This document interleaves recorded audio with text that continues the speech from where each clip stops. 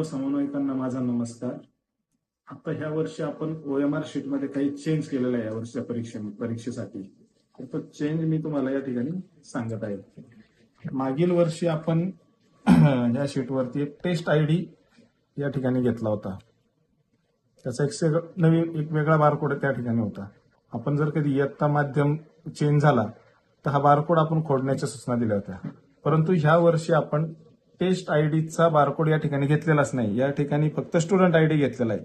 जर कुणाची इयत्ता बदलली कुठल्या विद्यार्थ्याची तर आपण सर्वात प्रथम पोर्टलवरती इयत्तेचं करेक्शन करणं गरजेचं आहे. पोर्टलवरती इयत्तेचं करेक्शन करायचंय, त्याच्यानुसारच त्याची टेस्ट ऑटोमॅटिकली घेतली जाणार आहे. हा स्टुडंट ID कुणाची इयत्ता बदलली, माध्यम बदललं, हा स्टुडंट ID ला कुठलीही छेडखानी करायची नाही.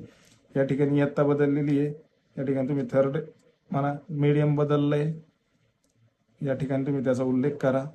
परंतु हा बारकोड कुणीही खोडायचा नाहीये या वर्षासाठी आणि पोर्टलवरती करेक्शन करायचंय. धन्यवाद.